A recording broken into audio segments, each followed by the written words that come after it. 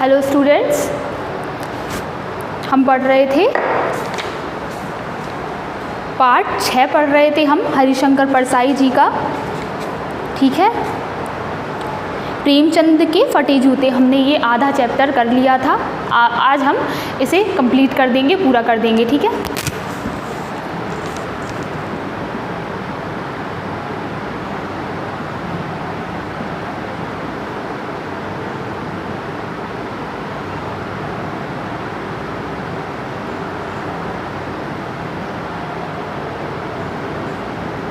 प्रेमचंद के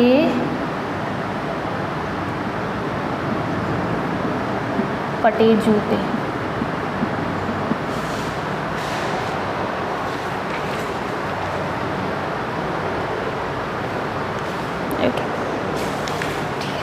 सो हम रिव्यू लेते हैं कि हमने कितना पढ़ लिया था। हरिशंकर परसाई जी प्रेमचंद जी की फ़ोटो देखते हैं, उनकी पत्नी के साथ। ठीक है, उनकी पत्नी के साथ एक फ़ोटो रहता है, वो उस फ़ोटो को देखते हैं, उस पर वह व्यंग्य कसते हैं। व्यंग्य मैंने बताया था, ताना कसना, किसी के बारे में टॉन्ट मारना, ताना कस कर बात करना। तो वो उस तरीके से उनके फ़ोटो को देखकर ताना कसते हैं। और सबसे ज़्यादा किस चीज़ पर वो नज़र लगाए रहते हैं? उनके फटे हुए जूते। ठीक है, उनके फटे हुए जूते रहते हैं, जिन्हें वो देखते हैं और कहते हैं कि यह कैसे पुरुष हैं जिन्होंने फ़ोटो खिंचवाने के लिए भी दूसरे जूते नहीं पहने, वो फटे जूते में ही उन्होंने वो तस्वीर खिंचवा ली। ठीक है, तुम फटा जूता बड़े ठाठ से पहने हो, मैं ऐसे नहीं पहन सकता। फ़ोटो तो ज़िंदगी भर इस तरह नहीं खिंचवाऊँगा, चाहे कोई जीवनी बिना फ़ोटो के ही छाप दे। तो जो हरिशंकर परसाई जी जो हैं, वो कहते हैं प्रेमचंद जी को फटे जूते में फ़ोटो खिंचवाते हुए, मतलब फ़ोटो में देखकर। सो वो कहते हैं कि भले ही मैं अपनी जीवनी, हरिशंकर प्रसाद जी जो जीवनी लिखते हैं, भले ही मैं अपनी जीवनी में अपनी फ़ोटो नहीं लगवाऊंगा, लेकिन कभी भी ऐसे फटे हुए जूते में या इस प्रकार से कभी फ़ोटो नहीं खिंचवाऊंगा मैं। तुम्हारी ये व्यंग्य मुस्कान मेरे हौसले पस्त कर देती है। क्या मतलब है इसका? कौन सी मुस्कान है यह? जो प्रेमचंद जी जो मुस्कुरा रहे हैं उस पिक्चर में, उस तस्वीर में, तो वो कहते हैं कि तुम क्या मुझे व्यंग्य कस रहे हो या ताना मार रहे हो मुझे इस मुस्कान को दिखाकर? तुम दिखाना क्या चाहते हो? ठीक है, क्या होरी का गोदान हो गया? क्या पूस की रात में नीलगाय हल्कू का खेत चर गई? क्या सुजान भक्त का लड़का मर गया? क्यों डॉक्टर क्लब छोड़कर नहीं आ सकते? नहीं, मुझे लगता है मादो औरत के कफन के चंदे की शराब पी गया, वही मुस्कान मालूम होती है। तो वो अलग अलग क्या उदाहरण देते हैं कि ऐसा हो गया होगा इसलिए हंस रहे हैं, या वैसा हो गया होगा तो इसलिए हंस रहे हैं। कि मैं तुम्हारा जूता फिर देखता हूँ, कैसे फट गया यह मेरी जनता के लेखक, क्या बहुत चक्कर काटते रहे? अब वो कहते हैं कि ये जूता तुम्हारा फट कैसे गया है, ऐसे कहाँ तुम चक्कर काटते हो जिसके कारण तुम्हारा ये जूता फट गया है? क्या बनिए के तकादे से बचने के लिए मील 2 मील का चक्कर लगाकर घर लौटते रहे? वो कहते हैं हरिशंकर परसाई जी कि तुम बनियों के चक्कर लगाते हो क्या, जिसके कारण तुम्हारे ये जूते फट गए हैं? चक्कर लगाने से जूता फटता नहीं, घिस जाता है।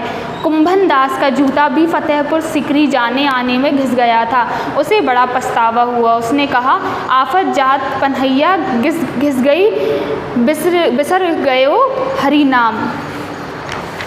ठीक है, और ऐसे बुलाकर देने वालों के लिए कहा, जिनके देखे दुख अबजात हैं, तिनको करबो पैर सलाम। चलने से जूता घिसता है, फटता नहीं, तुम्हारा जूता कैसे फट गया? तो वो कई लोगों को उदाहरण दे के बोलता है कि वो वहाँ गए थे, वो यहाँ गए थे।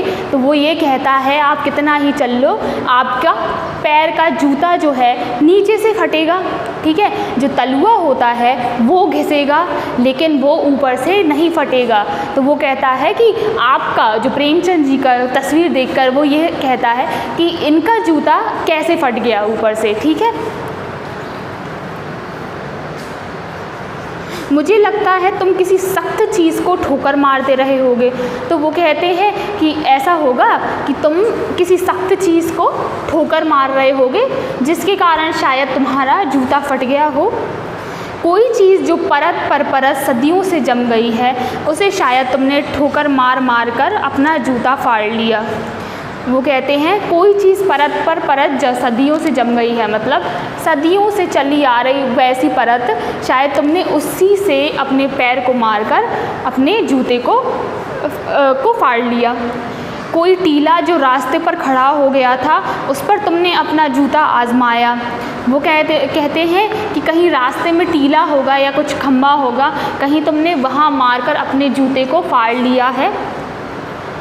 तुम उसे बचाकर उसके बगल से भी तो निकल सकते थे। तो वो ये बोलते हैं कि तुम उस जगह से बच भी तो सकते थे, ज़रूरी था कि तुम अपना पैर वहाँ लगा लो।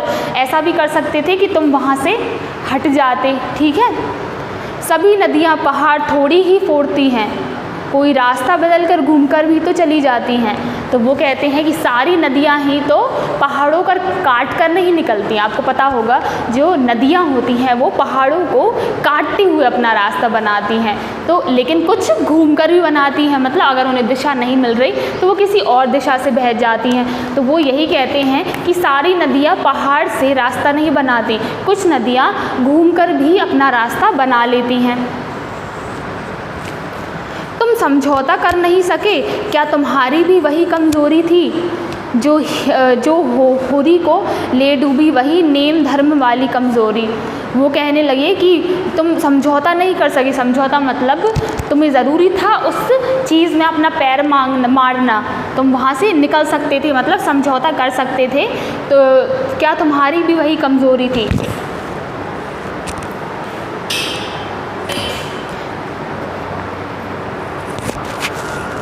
मगर तुम जिस तरह मुस्कुरा रहे हो उसे लगता है कि शायद नेम धर्म तुम्हारा बंधन नहीं था, तुम्हारी मुक्ति थी।